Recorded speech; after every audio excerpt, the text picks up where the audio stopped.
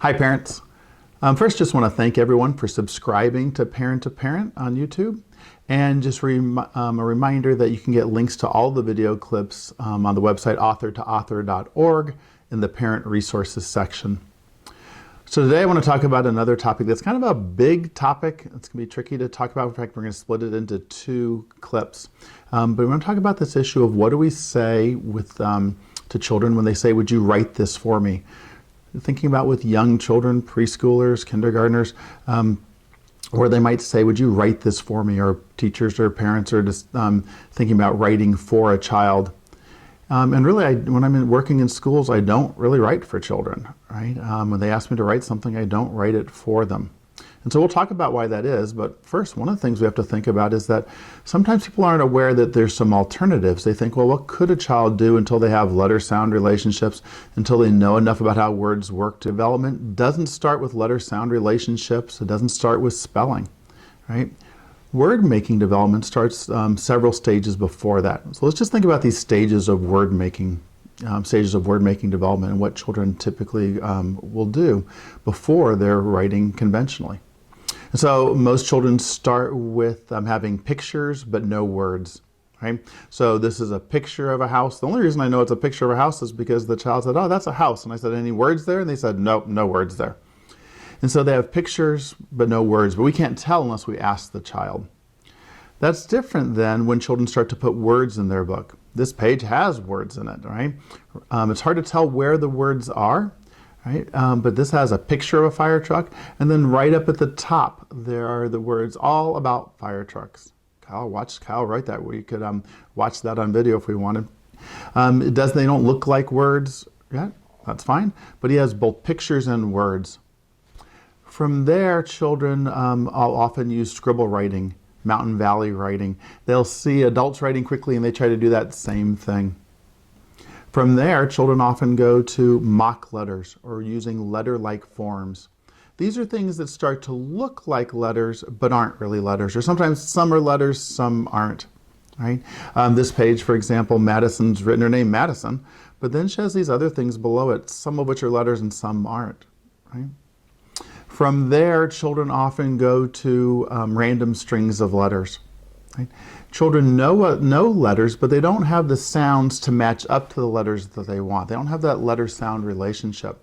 So they're just picking letters that they know or letters that they've seen. This is actually a really good stage to be in, because if you don't have any letter-sound relationships yet, if you don't know which letters go with sounds, at least when you're using random strings of letters, you're getting a lot of practice forming letters. So that later, when you know which sound goes with which letter, you've already had some practice forming it. Random strings of letters is a fine stage to be in. And then children start to use beginning phonetic spelling. This is when they start to have some letter-sound relationships. Right? They know at least some of the sounds that go with some of the letters, and they start to use those when they're writing. Reagan on this page, for example, is writing about her friend Mackenzie.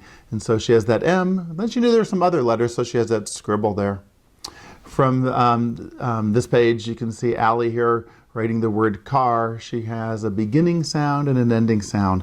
It's not the right letter for the word car, but it's the right sound. And so she's starting to use letter-sound relationships. And then we know what spelling development looks like from there. Children have beginning consonants and ending consonants, and they start to have vowels and medial consonants and short vowels and all the long vowels, all the way up to convention spelling somewhere down the road. Conventional spelling down the road. But it's not where they start. And spelling development doesn't start, or word-making development doesn't start with spelling. And so now that we have some alternatives, right, we'd have a decision to make. Children could write it on their own the best they could, or we could write it for them. And again, I don't generally write for children, and there's some reasons why. And so it's a little easier to think about this with a page from a child's book. So in Allie's book here, Arthur's Friends Go Camping, right?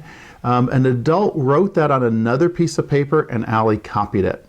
That's really no different than if someone had just written it for Allie, right? If an adult had written it for her, or if Allie's copying it when an adult wrote it. Either way, Allie's not doing the thinking about which letters she needs. She's just copying something, which is no different than if someone wrote it for her. And so there's some downsides to this, right? Some things that would be very cautious about, and some reasons that I typically wouldn't write for children. One is that Allie can't read this. None of those words are really in her reading vocabulary at that point. Even the word go is not a word she recognizes. When she reads her book, she doesn't look at the words at all. She looks at the pictures to remember what to say for each page. Okay? The words aren't helping her at all. Another reason that I'm not writing for children then is that when we write it for them, it doesn't show us what a child can do. The beginning point to figure out what comes next for a child is to look at what they can do all on their own. What can they do all by themselves? And then our goal is to find the next small step. Well, when we see, when now someone has written for Allie here and she's copied it, we don't know what she could do on her own. Maybe if she had written Arthur's friends go camping on her own, she would have used random strings of letters. Maybe she would have gotten one sound for each letter or each word, right? Maybe she would have used scribble writing. But see, unless we know what she can do, then we can't figure out what's the next small step. All learning takes place where it's just outside of what they could do on their own when someone's doing just a bit more. First, we have to be able to see what could they do on their own, then what's the next small step.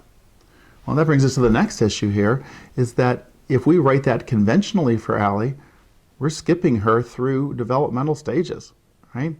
Think about how if she was writing that on her own with random strings of letters, which is how she would have written that at that point in her life, right?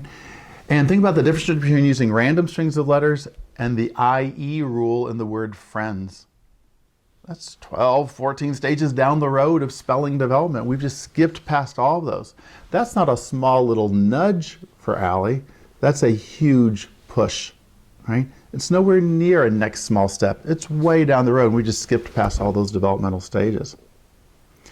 Yet another problem is that if we write for Allie, we're sending her a message that we really don't want to send. No one does this intentionally, but the basic message is if we're writing for a child is that we're not comfortable with your approximations of writing. Your writing's not good enough. The way you could do it all on your own, right, isn't okay. And of course, if a child's writing it the best they can, that's the best they can. And we'd want to be very comfortable with that. That doesn't mean I wouldn't teach into it. Doesn't mean I wouldn't help them get a little bit better at it. But I never want to send a message that they can't do something, our child can't do something that they can do, right? Don't expect them to do it perfectly right from the beginning, right? They could put words in their books.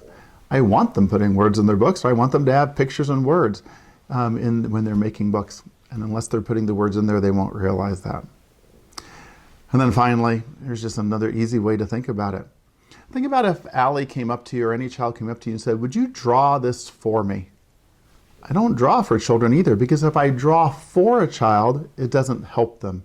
If a child comes up to me and says, would you draw a dog for me? I don't know how to draw a dog. Would you draw a dog for me? It doesn't, and I just draw the dog for them. That doesn't help them when they want to draw anything else.